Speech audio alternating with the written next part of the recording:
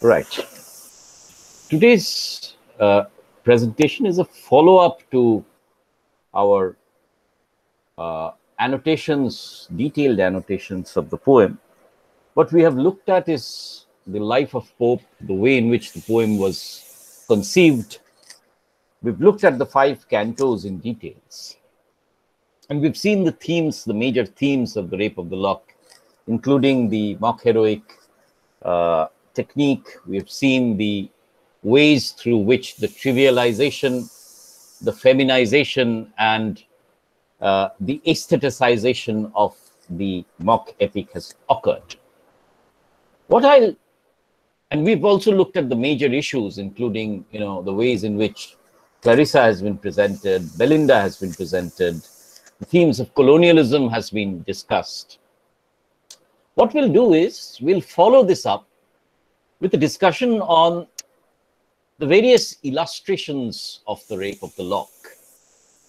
Now, these illustrations will, of course, be paratexts or textual embellishments, as it were, providing a different dimension of understanding to the poem. Right. So this is what we will do. We will read the lines of the poem with the illustrations based on the text. Now, one set of illustrations will, of course, be legitimate illustrations, legitimate or authorized illustrations, in the sense that these will be illustrations which were sanctioned by Pope during his lifetime in the 1714 edition of the Rape of the Lock. Right. So without further ado, therefore, let me go into the slideshow mode and try and see how the Rape of the Lock has been a source of various possibilities of illustrations and how they add to the meaning and interpretation and the stylistic pattern of the poem. Is my PowerPoint visible, by the way, in full screen? Yes, Dada. Right, thank you. Now, I have titled this, of course, The Rape of the Lock through its illustrations. Now, visual representations obviously often promote a better understanding of the text. All my resources are from the public domain. They are across several centuries. You have, of course, the 1714 edition with the illustrator Louis de Germier, the engraver being Claude de Bosch. Now, these were illustrations which were sanctioned by Pope in an exclusive edition published by Bernard Lintott. This sold almost 3,000 copies in 4 days, which was quite a phenomenal kind of sourcing for quite a phenomenal kind of sales figure for a poem of this sort. I've included one illustration by Anna Maria Werner. This is an edition which was published in 1844. 1854, we have a painting by Charles Robert Leslie. This is a colored painting, which you'll see as we discuss the poem. And very importantly, I have from the 1897 edition, which was published by Leonard Smithers, some illustrations by the very famous artist, Aubrey Beardsley. Beardsley, in fact, called them embroidery, and in a certain way dealt with the intricacies and the aesthetic, what you can call finesse of the poem, while retaining its satiric flavor. So we have texts, illustrations from 1714 to 1897, spread almost across 2 centuries, as it were. And I'm trying to take a look at how, or what were the issues that these artists covered, and how did they take a look at the themes of the text. This is what my presentation is fundamentally going to take a look at. Having said that, now let us come to the texts. Now, this is the 1714 edition, actually, from which all the visuals have been taken, the majority of the visuals, as it were. You will remember it was published 1712, extended 1714. Now, that very important phrase, heroic comical, is right at the center of the understanding of the Rape of the Lock, its mock heroic themes and techniques. Now, here is not a visual really, but a sculpture of the poet Alexander Pope, whom we discussed. You will remember Pope was shot, afflicted by polio, and in general kept very ill health. Right, but we'll have to discuss this question as to whether the poet is important within the text, as it were. Now, therefore, the role of the poet is also something which we shall come to discussion on subsequently during later illustrations, as it were. Now, what is the mock heroic? Therein lies the first major question of the poem, is what, and that is, you can see from the invocation, as it were, what dire offense from amorous causes. So dire offense versus amorous causes, and mighty contests as opposed to trivial things. So these two phrases, mighty, trivial, and the muse, the Apollonian muse replaced by Caril, his publisher and friend, is something that we need to also keep into mind. So the heroic comical is illustrated, as it were, through these binaries, dire and offense and amorous causes, mighty contests and trivial things, and the Apollonian muse versus Caril, his friend. Of course, the major context of the poem remains the Trojan War, on the basis of which will arise a social brawl. So this is the pattern of the mock heroic. Note those lines, please. Now, all of you will want to see who this very beautiful woman was. Who was Arabella Fermor? And that is the portrait of Arabella Fermor. This, incidentally, is a portrait which was commissioned and painted by Leslie. But as you can see, Arabella Fermor is seen as not only just a target of satire, but also beautiful in a sublime way, and very often compared, as I pointed out, with the sun. Sol through white curtains sought a timorous ray, and oped those eyes that must eclipse the day. Remember that Pope's attitude towards Belinda is not merely one of ridiculous satire. It is also one of great appreciation of her sublime beauty and a touch of patronization and tolerance for her many affectations and silly behavior in that sense of the term. So Pope is not presenting a satiric target only. He's also presenting a sublime woman and thereby aestheticizing the poem through its protagonist, Belinda. As you will remember, throughout, Belinda is defined or described in terms of exaggeration and hyperbole. Belinda smiled and the world was gay. So you need to understand this as the basis through which the sublimation and the aestheticization of the poem occurs. But then that is Arabella Fermor. Now, we've already talked about one of the targets of Pope's satire being the leisurely life of the aristocracy, right? And nowhere is this more apt as in the bedchamber. Now, in the bedchamber, there are two things which I want you to notice. That is, by the way, the first 1714 illustration, as it were. This was the illustration to Canto 1, as it were. Now, this is interesting in the way in which you can see all the details incorporated. Lapdogs give themselves the rousing shake, thrice rung the bell, which you can see just beside her table, the pressed watch, you can see the slippers, the downy pillow, the softness, and in general, the splendor of the colonial linen and clothes that Belinda is surrounded by. But more importantly, I want you to look at is this voyeuristic male gaze, the gaze that sees Belinda's body as a sexual object.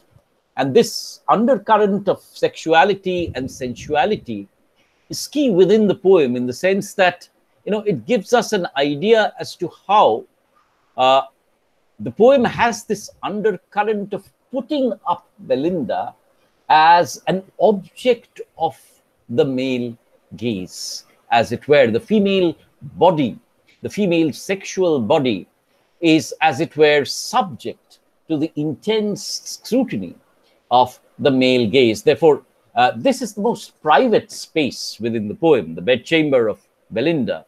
But this becomes one of the major, images of the ways in which the gaze operates.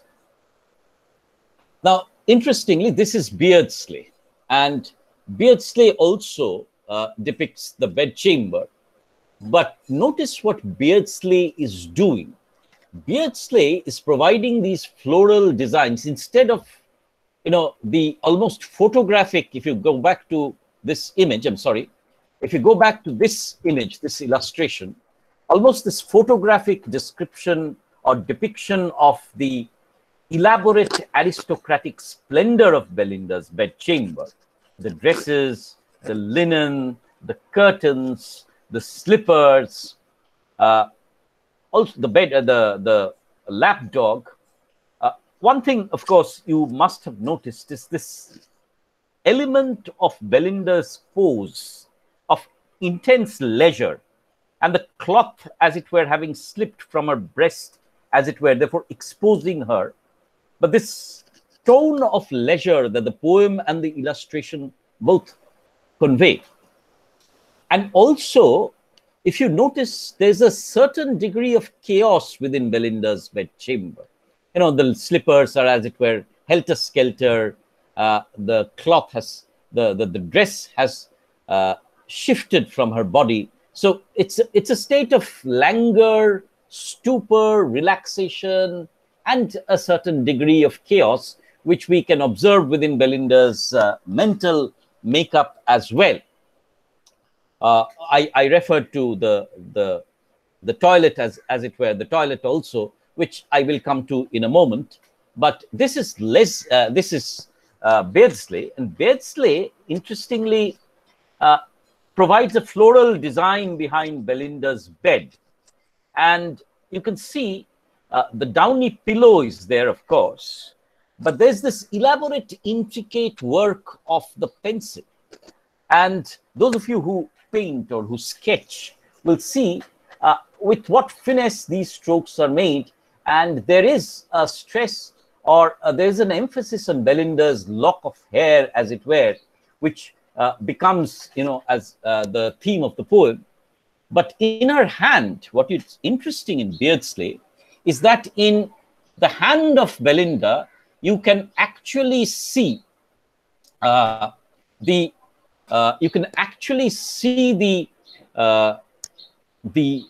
billet doux, or the love letter that is there. There you can see the billet doux in her hand, and that is where Beardsley is pointing to the moral muddle within Belinda, as it were, that she starts a day not with a prayer to God, but with, by reading, but her eyes first fall on a billet doux, and on a love letter. So amour, love, desire at the center of the poem. And this is an illustration also which puts Belinda squarely in the center of the vision of the reader. Now, of course, this next is the major illustration of Belinda and at her toilet. Now, notice a few things as you will in this illustration. This is a latter illustration, by the way, not in 1714 edition. You can see that velvet cloth here, which marks the splendor of colonial objects. You can see the lapdog, which is once again part of the colonial, beasts that were brought in. The slave or the servant, the colonial, colored black servant who would often be brought from Africa. You actually see the gown, the silk that Belinda wears, that marks her, once again, the colonial splendor of Belinda's dress. Silk is, after all, one of the major colonial objects of the poem. You can see the Belgian glass, the mirror in which she's looking at herself. And you have the sundry, caskets on the dressing table, once again. So, very interestingly, this is an illustration that highlights the aristocratic splendor of the mansion, but also the enormity and the extent of the colonial riches that surround Belinda. So no better image than this to foreground the colonial context within which the Rape of the Lock is written and the colonial context which it actually celebrates. Now, it's also very interesting in the way that this is, once again, part of another illustration. And you can see it's this is an illustration which is two parts. One, you can see the caskets of makeup on her dressing table, as it were. You can see the makeup box, as it were, the caskets in which various makeup objects are kept. You can see the trinkets that will grace her, the jewelry. You can see the ivory neck, as it were, the whiteness of Belinda's body. You can sense the narcissism within her as she looks at the mirror, and her pride in her beauty, which is the source of Pope's satire, the female vanity and her self-absorption. But you also have, and this is an illustration which is a particular favorite of mine, in the sense in the way that this woman is totally absorbed in herself, Belinda. But look at Clarissa or Betty, whoever, the servant, in whose eyes you can see a certain sense of envy and a certain, a certain leveling of the two faces, which shows a hierarchy and a certain class division. Now, when we discuss Clarissa, we'll have to understand why Clarissa hands over the scissors to the Baron. Is it because she wants to teach Belinda a lesson in modesty and lead to the fall of her pride? Or does this illustration reveal that there is a latent class envy within Clarissa? The fact of the servant sort of thriving on the mistress, maybe she provides her source of income, but also the jealousy at Belinda's superior beauty and the jealousy at also her class position.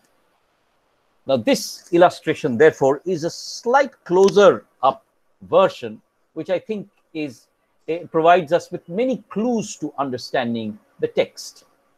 Now, this is Beardsley, by the way, and look at the magnificence of that illustration. It is no longer photographic. It is no longer, realistic, but it shows,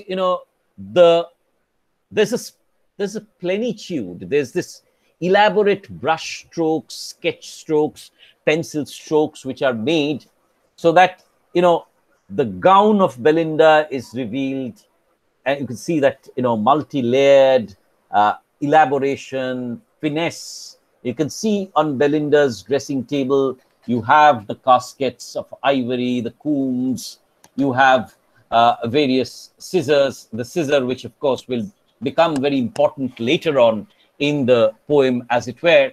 And you can see the the kind of tenderness with which Belinda's locks of hair are being attended to by the maid.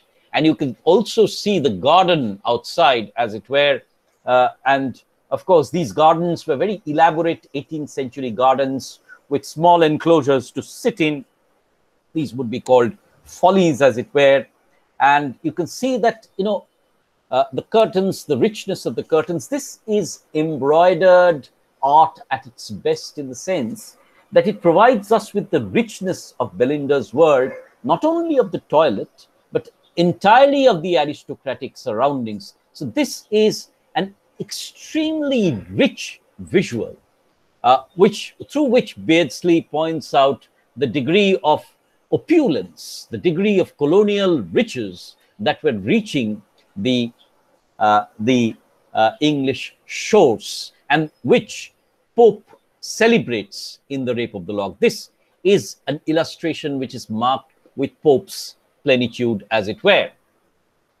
Now, this, interestingly, is a picture, actually, of various kinds of toiletries that were used in that particular period, and how makeup was kept, no longer in plastic boxes, but this is the aristocratic makeup. So these are the silver vases in which, the various parts of the makeup were kept. This is the Belgian mirror that would be used, the brush, right? So once again, this would be the gem boxes, the boxes which would house India's glowing gems. And these would be, perfume bottles, as it were, from which all the perfumes of Arabia, all Arabia breathes from yonder box would be kept. So an idea of what actually the toilet would have looked at.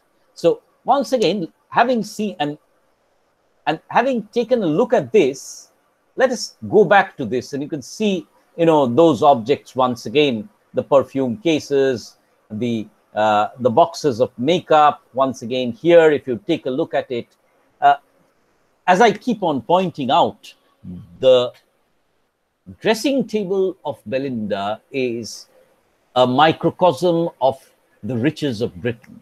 So British colonialism finds its microcosmic representation on Belinda's dressing table, and these visuals provide you with the richness and opulence of those objects. Of course, once again, you have the mixture of the sacred and the profane, and of course, again, the political in the sense of the colonial. So you have the toilet silver vase in mystic order laid. Once again, these are rites of pride, remember. So it's not actually mystical, it's not sacred, right? It is something which is dedicated towards making yourself more beautiful, getting self-absorbed, self-pride, narcissism. And therefore, when the phrase sacred pride is, mystic order is suggested, there is a certain blurring of the sacred and the profane. And therefore, once again, the moral muddle that we'll talk about, the way in which within Belinda, in the last line, you will find that Bibles and billet doux coexist.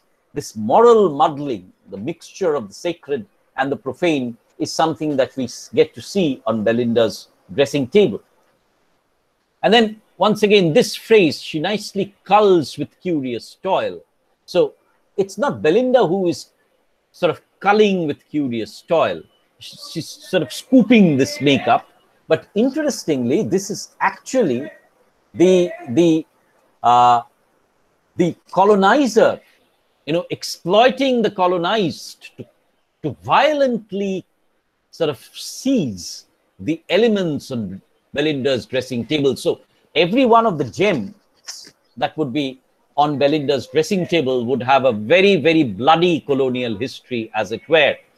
And then you have the representation of the broader world view of Britain at this point of time, of India's glowing gems, of Arabia, of Africa. So the continents, as it were, strewn on Belinda's dressing table. As I keep on harping, that it is a microcosm of global British colonialism.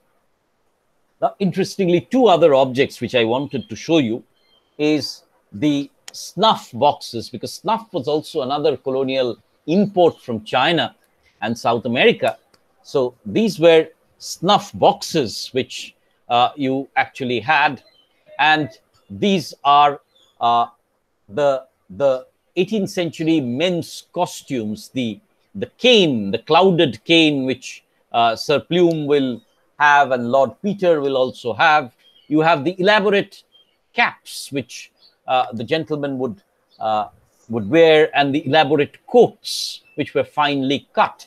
So the aristocracy is marked not only but by the dresses that it wears, by the fashions, and also the linen and the objects, the cane and the snuff box that it uses. And you can see these snuff boxes were not just ordinary snuff boxes, they were finely carved, embroidered, and therefore extremely valuable, very often made from Chinese boxes, made from Chinese lacquer. Now, this is the journey by the barge. This, interestingly, is taken from the 1744 edition of The Rape of the Lock. And you can see within the journey, you see the ways in which the sylph is portrayed. You have the nobility in the barges, but you have the sylphs in their military formations all over the sails, right? So this is Ariel and his trusty brigade, which is present on the barge, as it were. So this is the journey to Hampton Court. So life at Hampton Court, this is one of the major points of satire. Close by those meads forever crowned with flowers, stands a structure of majestic frame, from which neighboring Hampton takes its name. And then, of course, you have the use of the zeugma, which we discussed when we were doing the poem, and the way in which the zeugma actually adds to the satire against the court, that the queen is taking counsel and tea together, as it were, both of them have the same weightage. So, hear thou, great Anna, referring to Queen Anne, whom three realms obey, once again, Asia, Africa, Europe, and Africa, Asia, Africa, and Europe, does sometimes counsel take and sometimes steer. The zeugma, which shows the satirical sort of context of, and the satire against the court, which is so non-serious that it takes tea and counsel in its equivalence. And you have the heroes and the nymphs tasting the pleasures of the court, the idle life of the aristocracy, giving the ball or paying the visit, the glory of the British Queen, the Indian screen, and the gossip, motions, looks, and eyes. At every word, a reputation dies. Snuff on the fan, the Japanese fan, supply each pause of chat. And that last line, if you look at it carefully, this is a depiction of the courtly leisure, singing, laughing, ogling, and all that. Now, interestingly, this is again the 1714 text, and you actually have the sylphs and their roles within the poem, which we'll discuss in a separate class altogether. But let me also add that the sylphs take away some of the satire of Belinda. Belinda is not one woman against whom the satire is leveled. Belinda is part of a greater satire against female folly and the female's refusal to submit in marriage. But the sylphs also add a sublime dimension of comic, mock heroic, and aesthetics to the poem as well. The rainbow colors, for example, which cannot be shown here. But the presence of the sylphs, as you can see, adds to the imaginative reach and the richness of the poem in terms of its aesthetics. So that is where, once again, the illustrations do highlight the 1714 edition, of course, highlights the presence of the sylphs as central to the text. You can see that even the illustrator sees how the sylphs fit into adding to the imaginative aesthetic richness of the text. And of course, this is again the 1714 illustration. And this depicts the game of Ombre and the tea table where Belinda is, as it were, sitting. And you have Lord Peter, as it were, who's sort of snatched off the lock of hair. This is the lock of hair in his hand. And you can see Belinda is, as it were, swooning in the arms of the nobility, as it were, having had her lock taken off. Right. Now, one of the things which I wanted to point out is this tea, the new Augustan craze. And I had pointed out how tea was the new colonial import from China and how it had become a crazy fashion within the 18th century aristocracy to have tea.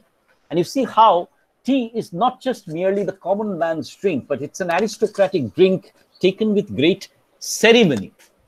Now, ceremony and ritual are at the center of the epic also. Now, the ritual dressing, for example, and the ceremonial drinking of tea is, and the colonial splendor associated with it is part and parcel of this poem as well. So, shining altars of Japan, the silver lamp, silver spouts, the grateful liquors glide, and China's earth, along with tea, of course, porcelain was another great import from China. So China's earth, porcelain, once again, sort of shows the extent and the profusion of colonial objects that were present in 18th century Britain. Right. So tea is a symbol of colonialism. Tea is a symbol of the aristocracy. And porcelain, of course, is also adding to this splendor of the colonial. Right. So you had fashionable tea boxes, actually, in which in separate packets or separate parts, separate kinds of flavored tea was used. You know, jasmine tea, for example, or plain Darjeeling, of course, didn't exist, or Chinese tea at this point of time. So tea, as I keep on telling you, is an aristocratic colonial import, fabulously expensive, and a sort of indicator of your status or your richness. Now, you can't believe that, can you? In India right now, tea would be the common man's drink, chai, as we say it. But the common chai would be fabulously expensive in 17th century, in 1660 or in the 18th century, as it were, kept in tea boxes like this. Right. So it would be the equivalent of what you would call a very expensive bottle of whiskey now. Tea was the rich man's drink. This is incidentally, you know, from the silver spout, as it were, the silver tea kettles. So because tea was so expensive, taking of tea was a ritual. You had the elaborately laid out table. You had the you had the crockery for the tea, and the crockery would often be, you know, made of silver and sometimes made of porcelain, which was at that point of time even more costly than the silver kettle. So a porcelain cup or a porcelain kettle would be fabulously expensive. You see, this is, you know, once again, rich porcelain, which was imported from China. If you go, should you go to the British Museum, you have an elaborate section only on 18th century porcelain, sort of various kinds of porcelain being brought in from China, especially, you know, Ming Dynasty porcelain mugs and cups would have been, figures would have fetched a king's ransom, as it were. So porcelain, as I keep on saying, why are these objects important?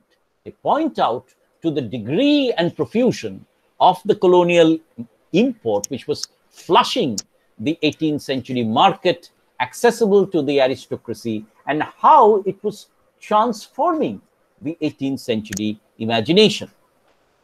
Now, this, of course, is the first climax of the poem, you have the dances taking place, and you actually have the Baron, as it were, as you can see from the cursor here, cutting off the lock of Belinda. And therefore, once again, you see this tapestry, as it were, this tapestry, the gorgeousness of the engraving, the pleasure gardens outside, the colonial screen here, the Indian screen that we had referred to, and the dresses, the gowns, the petticoats that these maids are wearing, and the very elaborately embroidered dress that Lord Peter is wearing, the wigs, the fashionable wig of the period. So it's again a richly textured, as Beardsley wrote, it was embroidered art in painting, as it were. So this is the first climactic moment. Once again, shows the richness of the Rape of the Lock, and you can see the naughty, facial expression of the Baron as he's cutting off the lock of hair. Now, opposed to the Aristocracy and its trivial things, this is a painting, one of the first paintings of the Royal Exchange or the Stock Exchange, where the businessmen would gather to transact. And Pope is comparing the leisurely, unproductive work of the aristocracy with the productive richness of the Royal Exchange. So the merchant from the exchange returns in peace, and the long labors of the toilet cease. So the long labors of the toilet are fruitless. The merchant's labor, on the other hand, has already produced more money. And you can see the vast crowds gathering in the Royal Exchange during the 18th century. It was a buzzing place, a thriving place of merchandise. In fact, you will remember Daniel Defoe, or Daniel Foe, the great writer who very often indulged in projects, in trade practices, the Robinson Crusoe being his icon of the man who was always searching for new domains, the East India Company, which is trading, who shares a trading in the exchange, and in general, Defoe writing, trade was the whore I doted upon. You see how, trading merchant becomes a hero, a lionized figure, as it were, in the early half of the 18th century. In fact, with Sir Roger de Coverley, you will remember that on the board of the Spectator Club is Sir Andrew Freeport. Free trade, trading, merchant becomes the new hero of the 18th century. This is very obliquely referred to, of course, in Pope's Rape of the Lock, which is still very centered around the aristocracy. Now, this, of course, is Canto 4 now. And you have the journey to the cave of Spleen, and you can see the element of darkness, despair and dejection, the kind of horror and the spectral, as it were, the ghostly, which exists within the cave of Spleen. And you have the ugly figures of Megrim and Hysteria surrounding the languishing Belinda. And you can see this is Umbriel, the gnome who is taking the vial of sorrows from the queen, the cave of Spleen, the cave of Spleen, for Belinda, who will similarly languish in the cave of under the influence of Hysteria.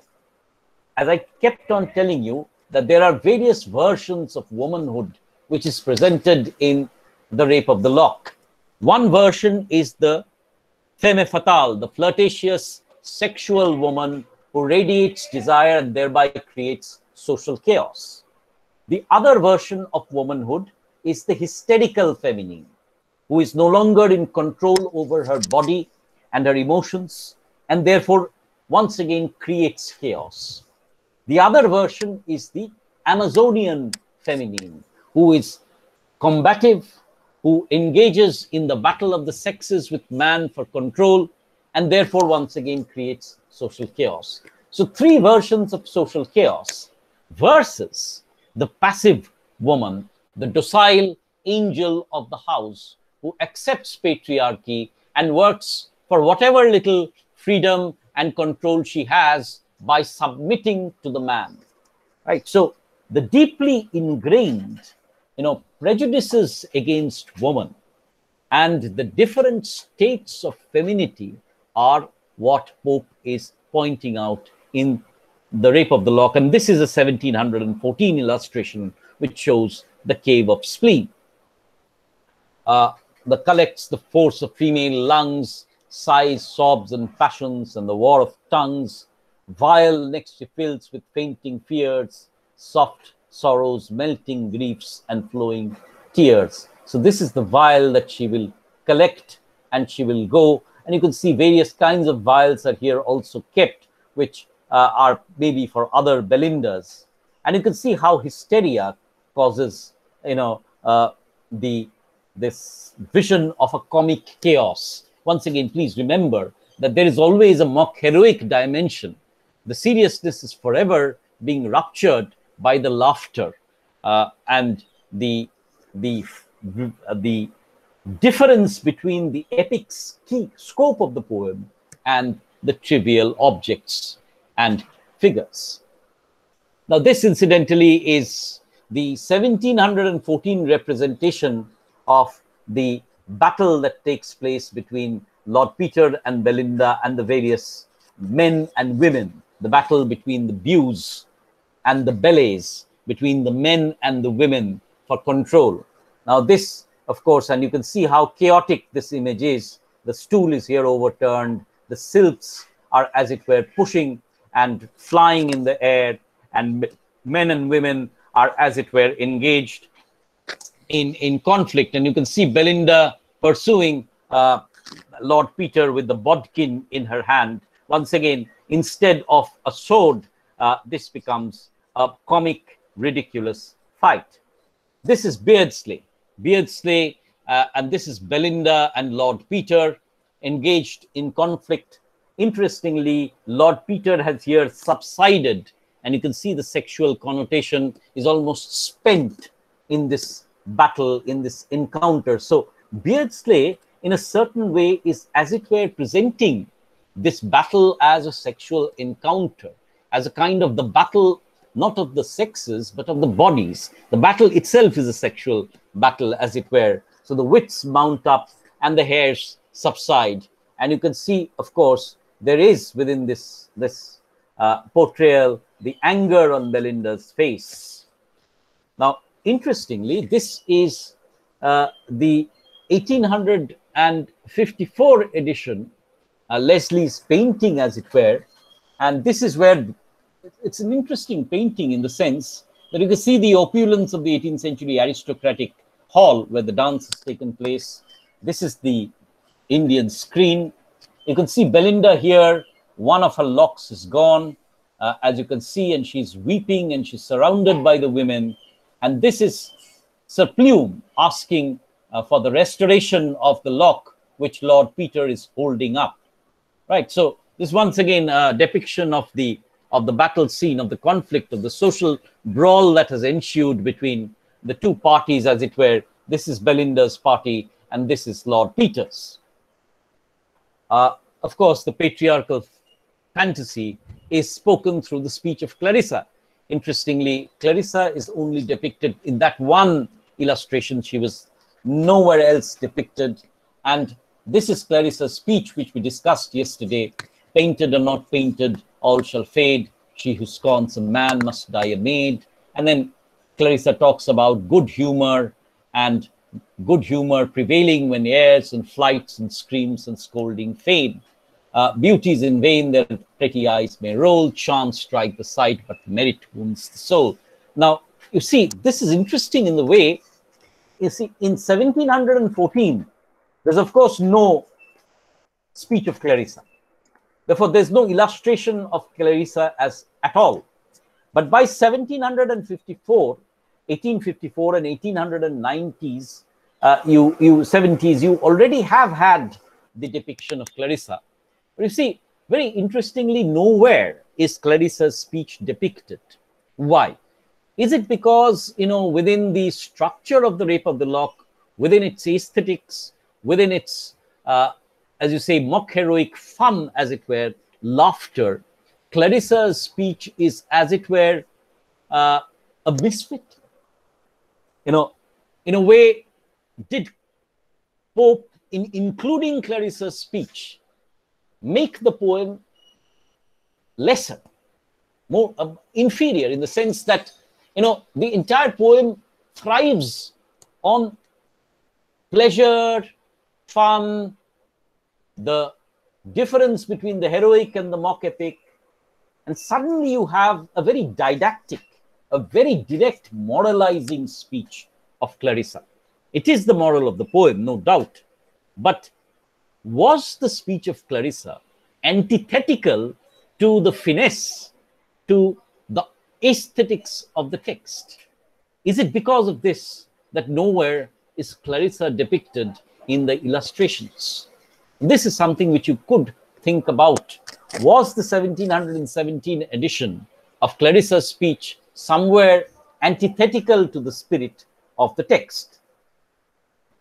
And then, of course, you have the closure of the poem, the Deus Ex Machina, where you have the star, as in Catulus's poem, Berenice's lock is transformed into a star. Similarly, Belinda's lock is also transformed into a star. And you finally find that that star is actually the Rape of the Lock, the poem, which the poet has transformed into a star. Let us see then how Pope depicts it and how, the artists depict it. Trust the muse, up she saw it upward rise, though marked by none but quick poetic eyes. So it's the poet who makes it the star. And a sudden star it shot through liquid air and drew behind the radiant trail of hair. The sylphs behold it kindling as it flies, and pleased pursue its progress through the skies. Now this, interestingly, was the frontispiece of the poem. This was the first illustration in the 1714 Rape of the Lock. And you can see the sylphs there, and the lock of hair being transformed into the star. It's very interesting that, you see, this being the frontispiece would convey the entire message of the poem. And this is the most dramatic part, where the transformation happens and the conflict is resolved poetically by not pandering to either Belinda's ego or Lord Peter's ego. That none of them get the hair or return the hair, but the hair becomes a celestial object. And in reality, this celestial object is the poem. And you can see Belinda here with one of her legs, and there's the suggestiveness of Belinda's sexuality. And this, of course, surrounded by figures of the contemporary aristocracy. Therefore, very interestingly, this is the picture that would have,